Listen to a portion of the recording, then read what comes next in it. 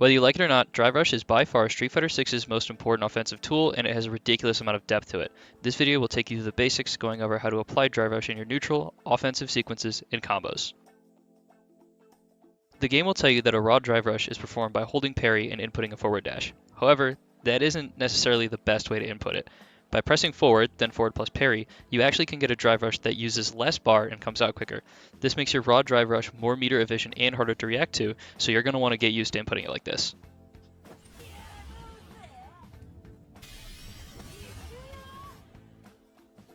For Drive Rush cancels, you can either input double forward to manually dash cancel, or you can simply press your parry macro. Whichever one you choose is up to you, but I prefer using the parry macro since I find it makes it a little easier to confirm your pokes. Note that these can only be done from cancelable normals, so make sure that you know what you can and can't Drive Rush from.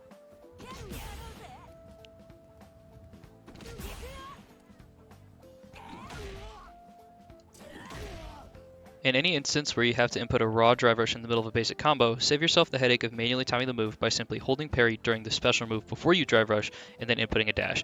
This will ensure that your Drive Rush comes out on the first possible frame, making your combos a lot more consistent.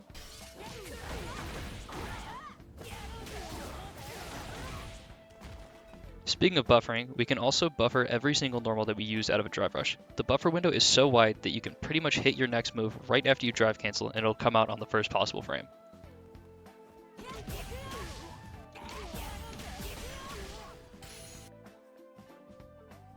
While Drive Rush is a universal system mechanic that everyone in the game can take advantage of, the actual properties of the move vary differently from character to character. For example, Juri's Drive Rush travels nearly the entire length of the screen and is incredibly fast.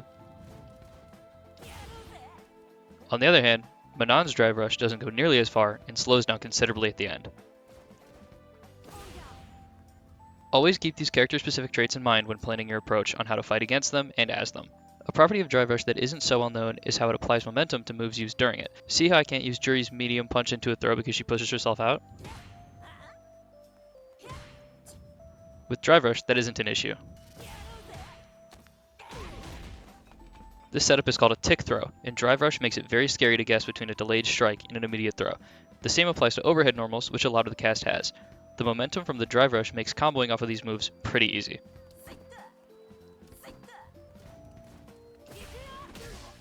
Also, since many of these overhead command normals can't naturally be comboed out of outside of specific setups, the extra 4 frames of hit stun allow them to consistently lead to more damage.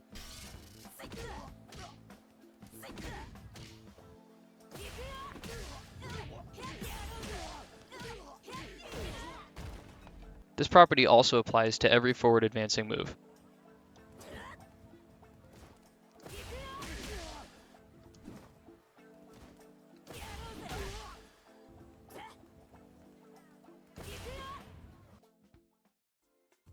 So, how do we use Drive Rush in neutral? Ideally, you'd want to catch your opponent off guard with a sudden burst of movement and get right up in their face, but this isn't always the best option. Drive Rush actually isn't all that hard to react to if you're actively looking out for it. Your character turning green is a pretty obvious visual cue that a Drive Rush is happening, and a competent opponent will punish you for throwing it out carelessly. Of course, there's nuance to this too, such as the moves your character wants to use out of Drive Rush drastically changing the situation, but for now we should focus on not turning raw Drive Rush into a habit. Another reason using Drive Rush as a neutral crutch is pretty bad is that there are plenty of characters who can shut it down entirely. Obvious examples include the zoners, Guile, JP, and Dhalsim, who are designed to explicitly stop you from blindly rushing in on the ground. More discrete examples would be characters like Cammy and Juri, who both have incredibly solid far-reaching crouching medium kicks that they can use to safely check your movement.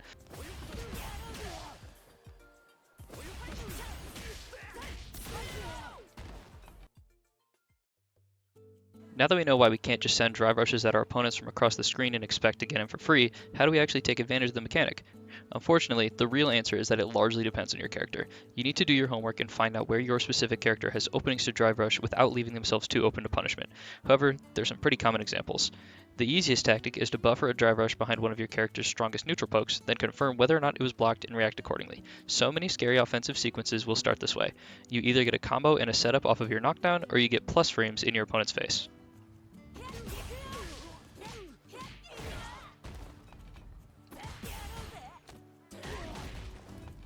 One important thing to note about Drive Rush canceling on block is that using a jab is typically an airtight block string. However, using other buttons might leave a gap.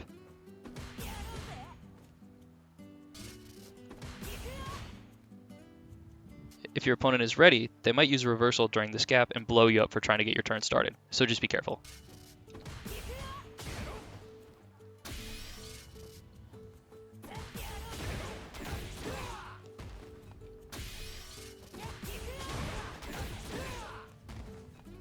Keep in mind that using a drive rush cancel costs 3 bars, so always watch your meter before committing to forcing an opponent open like this.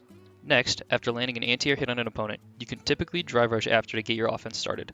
This can be from a DP or an anti-air normal, but this is a very meter efficient way to approach since a raw drive rush only costs 1 bar.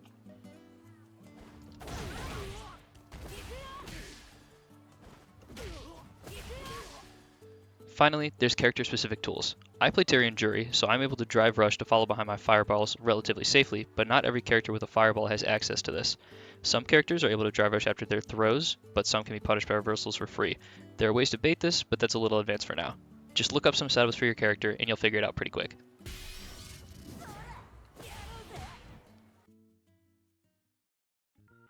Finally, we have the fun stuff, combos. Drive rush combos unlock unique links, interesting routes, and far higher damage than a standard hit. First up, we'll look at links. Since drive rush tacks an extra 4 frames of hit stun onto all of your normals, you can use it to convert your light or medium attacks into buttons that wouldn't combo normally.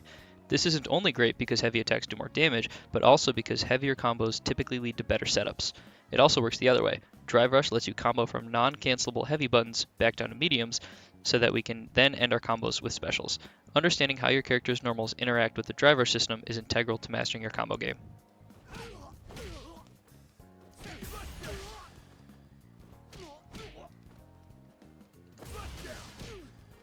Next, we have a unique property of the drive rush, its juggling potential. The juggling system of Street Fighter 6 might seem pretty arbitrary and confusing, and in some cases it is, honestly, but all you need to know for now is that drive rushing a move grants it a juggle status and lets you continue your combo. Take this Terry combo for example. Notice how the heavy punch doesn't hit even though it looks like it should? Now let's go ahead and throw a drive rush in there. And now we can turn this into a much better, much longer combo.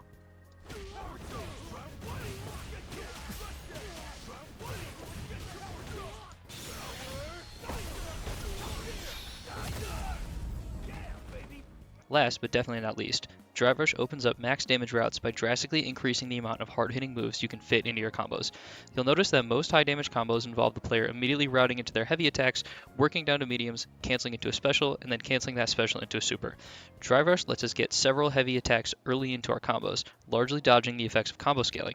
The reason we end with supers is that they are all only scaled up to a certain point. They all have minimum damage values that occur even at maximum scaling. This is why even combos starting with jabs can deal upwards of 30% after a drive rush cancel and a few links into heavy attacks. For this specific example, we'll look at Jury's max damage combo. This combo only works using several drive rush cancels, and I'll show you why.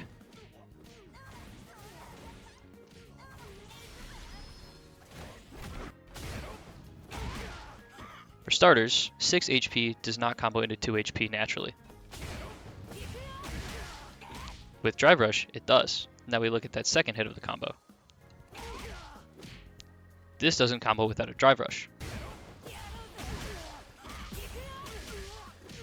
So we build that combo by putting as many heavy attacks into the start of the combo as we can, and then working our way down to mediums, going into our specials, and finally canceling into our level 3.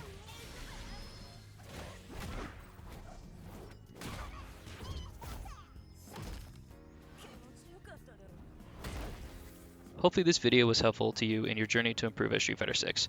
I'm trying to upload one of these a week, so make sure to keep coming back if you want more. If anybody has any suggestions for future guides, please let me know down in the comments. And always, thank you for watching.